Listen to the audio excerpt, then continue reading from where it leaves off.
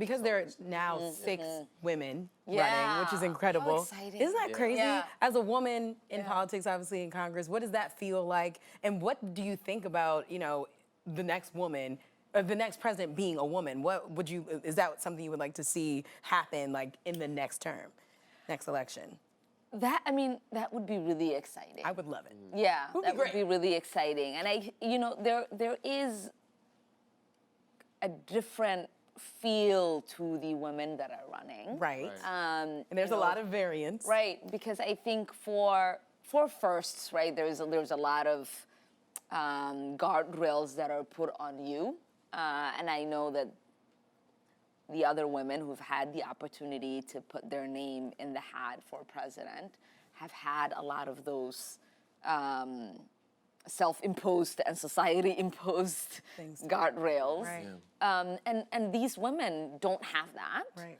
Which is, I think, the most exciting part, right? Because they're not running for president as a woman. Right. They're running for president as a person with qualifications to run for president. Exactly. Yeah. And you could see that. You could see, Senator Harris show up and not be the female candidate, but be the candidate. Right. Yes.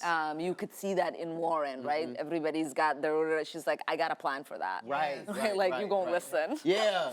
And you can see even, I would say, like Gillibrand, who is not afraid to say, we prioritize women's issues because women's issues are American issues. They are the kind of issues that are going to uplift the American people and the middle class. Yes. Yeah. Where, often people would tell you, like, don't talk about access to childcare, right? Right. That there's an association of you being a mother. Don't stigmatize Right. it. Don't talk about, Reproductive reproductive Right, rights or right. equality. Right. Which is crazy. But she's saying, right, like, you lift up 50% of society to equal status. Right. You remove all of the barriers that are in their pathway to prosperity.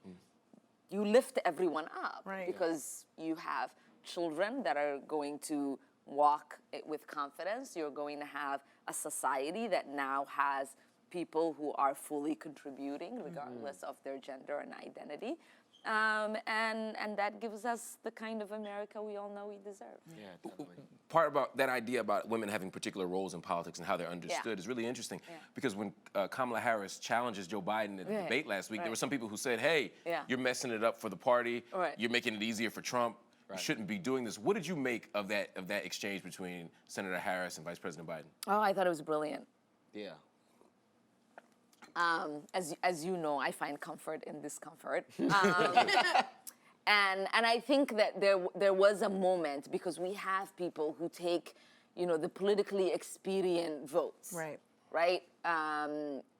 To implement a policy that they think, that there isn't going to be such a drastic impact, right? You're making too much of it. Right. And for her to stand there and say, I was that girl. Yeah. Yeah.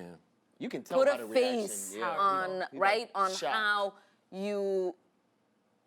how you get politicians who don't fully pay attention Right.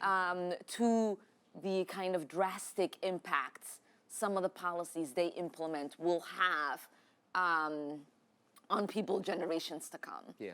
And that, I think, sort of centered that for a lot of people. I mean, even now when we think about the policies that are happening at the border, some people will say those were Obama policies. And I say, yes and no.